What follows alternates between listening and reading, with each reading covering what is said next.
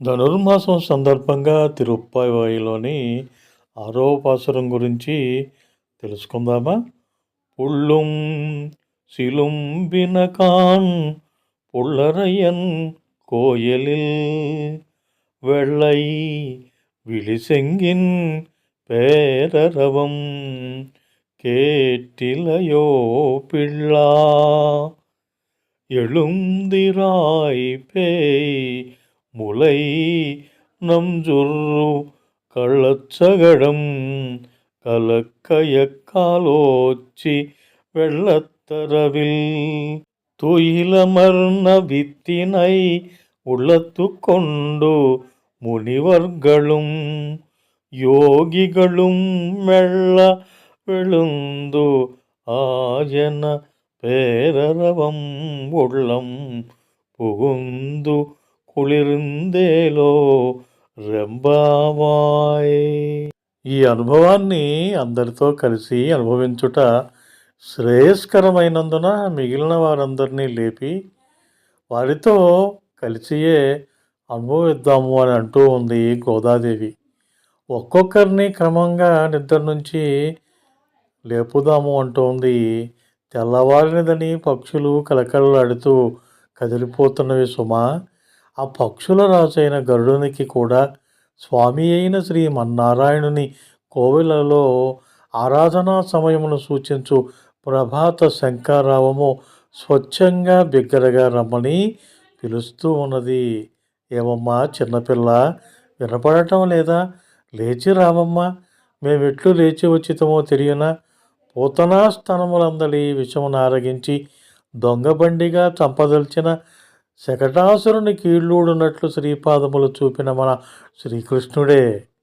క్షీరసాగరమున ఆదిశేషునిపై యోగనిధులు చేయు జగత్కారణుడని మన గోశాలలో ఉన్న మునులు, యోగాభ్యాస పరులు కూడా ఆ శ్రీకృష్ణుని తమ తమ మనస్సులలో ఆంతర్యామిగా చూసుకుంటూ ఆ మనస్సులోని స్వామికి శ్రమ తగలనట్లు మెల్లగా లేచి హరిహరి అని స్తోత్రము చేయగా వీరందరి గొంతులు పెద్ద ధ్వని అయి మా మనస్సులలో చల్లగా ప్రవేశించి లేపివేసినది.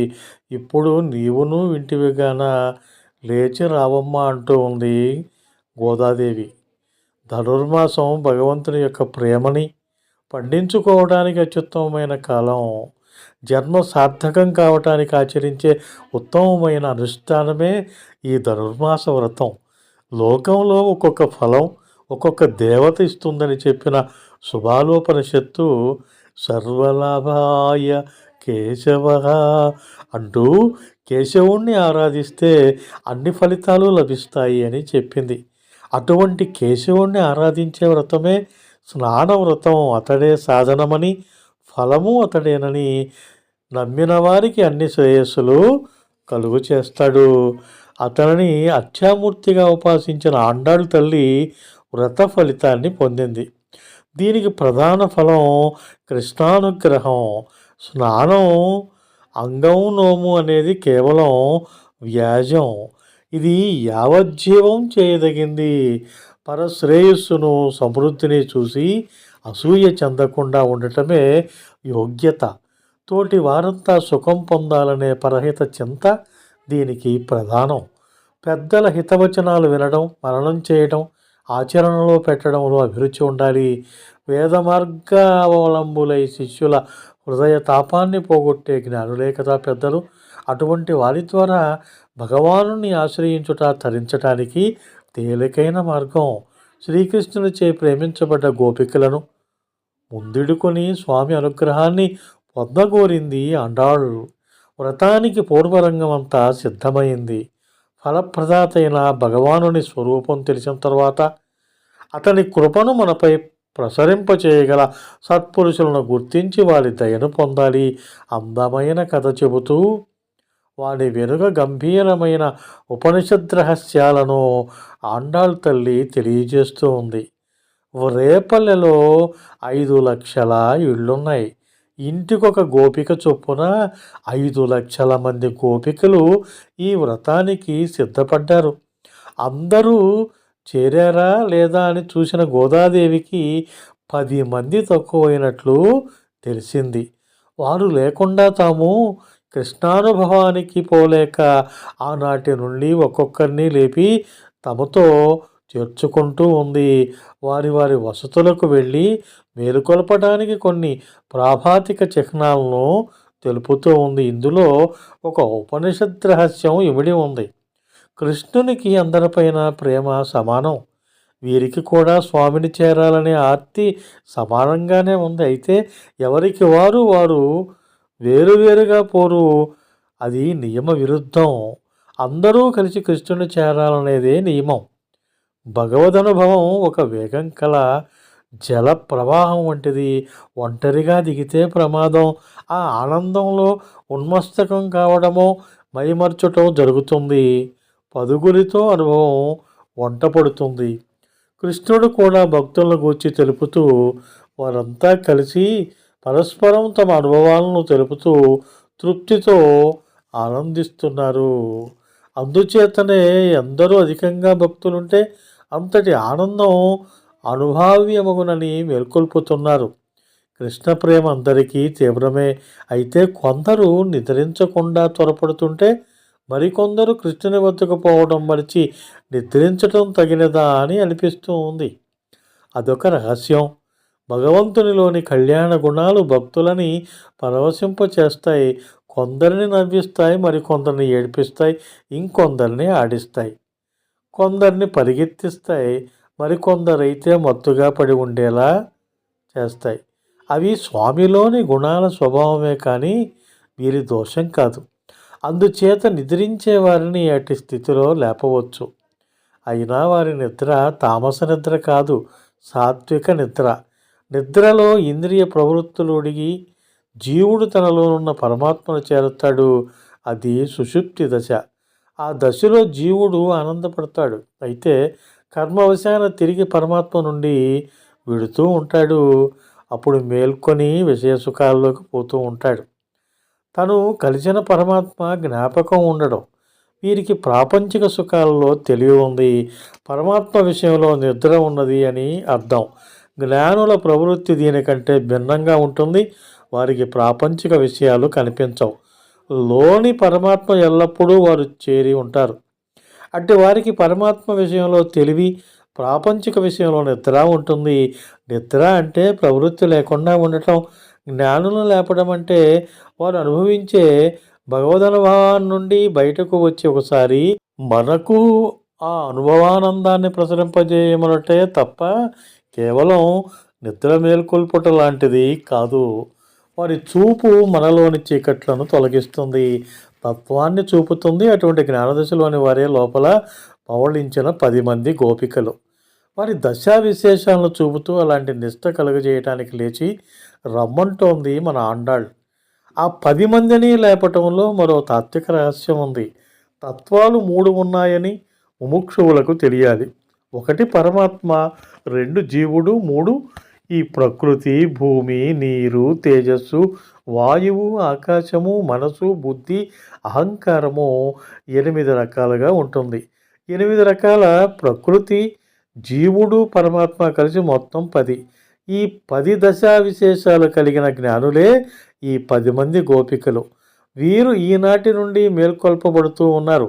మొదట గోపిక భగవదనుభవానికి కొత్త 10గురితో చేరితే ఆనందం పొందుతుందేమోనని భ్రమించి బయటకు రాలేదు. అది ఆ లోపలి గోపిక విలక్షణతను సూచిస్తూ ఉంది. అందరితో కలిస్తేనే అది సరి అయిన భగవదానందమని చెప్పారు. వ్రత నియమం లేని పక్షులు సైతం కాలం తెలిసి మేల్కొని కిలకిలారావాలతో ఆహారాన్వేషణకై పోవచున్నవే. శ్రీకృష్ణ సేవయే ఆహారంగా, దానికై మనము పోవద్దు లే అని మొదటి గోపికను లేపారు. ఈ గుర్తు తెల్లవారినట్లు కాదనుకుంటున్నట్లున్నది. మరొకటి చెప్పటం ప్రారంభించారు. ఆ పక్షిరాజైన గరుడవాహనుని మందిరంలో సేవకు రెండంటూ పిలిచే తెల్లని శంఖపు పెద్ద ధ్వని వినపడలేదా? ఆరాధనకు వేళయింది లే అన్నారు. ఆమె పలుకలేదు. తామెట్లు మేల్కొనిరో చెప్తూ ఉన్నారు. కృష్ణుడు వస్తాడని గోశాలలో మకాం చేసిన మునులు, యోగులు ఉషఃకాలంతో లేచి పాడిన హరికీర్తనలు మా చెవిని సోకాయి. పూతన విషస్తన్యం పానం చేసిన హరి శకటాసురుని సందులూడం తన్నిన పాదము చాపిన హరి పాల్కడిలోని సర్వరూప బీజస్వరూపుడా హరి అంటూ వారు పాడారు. ఆ పెద్ద ధ్వని నిద్రించిన వాడి చెవిలో శీతల జలములు పోసినచో ఎలా ఉలిక్కి పడతాడో అలా మమ్ము చేయవచ్చితమే. ఆ నామాలు నీకు మెలకు తెప్పించలేదా అని 3 గుర్తులు చెప్పారు. పక్షులు మేల్కొనుట మొదటి గుర్తు. తాము ముందు లేచి మేల్కొల్పునవి పక్షులు. అవి 2 రెక్కలతో ఆకాశంలో విహరిస్తాయి. పక్షులే జ్ఞానులు. జ్ఞానానుష్ఠానములనే రెక్కలతో వీరు ఉంటారు. అంతటా కాశ ప్రకాశించు పరమాత్మలో వీరు సంచరిస్తూ లోకులకు సాత్విక కాలంలో మేల్కొని కర్తవ్యం పాటించాలని చెప్తారు. జ్ఞాన శృతికి పక్షులే ఆచార్యులై తత్వజ్ఞానాన్ని కలిగించాయి. ఇక రెండవది ఆలయ శంఖధ్వని. శంఖాన్ని ఉపనిషత్తులు ప్రణవంగా గుర్తించాయి. ఇది వేదసారం, దోషరహితం. మూడవది హరిశబ్దం. హరి అనే 2 అక్షరాలు అన్నవారి పాపాలను హరిస్తాయి. ఏమి హరించాలో మునులు యోగుల నామాలలో ఉన్నాయి. పూతన స్తన్యాన్ని త్రాగి దాని ప్రాణాలను స్వామి హరించాడు. తల్లి వలె వచ్చి మోసగించ చూసి తానే నశించింది పూతనయే ప్రకృతి. ఇది విషము కంటే ప్రమాదకరమైన విషయ సుఖాలనిచ్చి భగవంతుని మనం మరచేటట్లు చేస్తుంది. అహంకార మమకారాలే దాని స్థనాలు. ప్రకృతినే మనం నిజమైన తల్లిగా భావిస్తున్నాం. శ్రీకృష్ణుని అక్కడ చేరిస్తే ప్రకృతి ప్రభావాన్ని దూరం చేస్తాడు. 2 శకటాసురుని సందులు తొలగించినవాడు. శకటము మన శరీరం. దీనిని నడిపే చక్రాలు పుణ్యపాపాలు. అవి 2 ఉన్నంత వరకు మనకు కృష్ణుడు అందడు. స్వామి పాదం సోకితేనే పుణ్యపాపాలు బాధించవు. 3 పాల్కడిలోని జగత్కారణ బీజము. కళ్యాణ గుణములే ఉపనిషత్తులు అందించు పాలుకగా వాటిని ప్రేమించిన జ్ఞాని ఆదిశేషుడు. వానిలోని స్వాతి బీజములాగా శయనించాడు. జ్ఞానులకు ప్రకృతి బంధాన్ని రూపుమాపి పుణ్యపాప రూపకర్మలు అంటకుండా చేసి భక్తుల హృదయంలో ప్రేమసాగరంలో వలె శయనించినవాడు. అతనిని స్మరించి పరవశించువారు మునులు, యోగులు, మననశీలురు. నేటి గోపబాలిక భగవత్తత్వాన్ని రక్షించినపై లక్షణాలు గల జ్ఞాని వంటిది కనుక తమతో చేరి తమకు కూడా అట్టి దశ కలిగించమని అంటూ ఉన్నారు. తదుపరి భాగంలో 7వ పాసురం గురించి చెప్పుకుందాం. మీకు ఈ వీడియో నచ్చితే లైక్ చేయండి, షేర్ చేయండి, కామెంట్ చేయండి. హోమగంధి క్రియేషన్స్ యూట్యూబ్ ఛానల్ని ఇంకా మీరు సబ్స్క్రైబ్ చేసుకోకుండా ఉంటే వెంటనే సబ్స్క్రైబ్ చేసుకోండి. మీకు తెలిసిన వారితో కూడా సబ్స్క్రైబ్ చేయించండి. మరిన్ని వీడియోల నోటిఫికేషన్ ముందుగా మీకు రావాలంటే పక్కనే ఉన్న బెల్ ఐకాన్ని ప్రెస్ చేసుకోండి. ఆల్ ఆప్షన్ని యాక్టివేట్ చేసుకుంటారు కదా.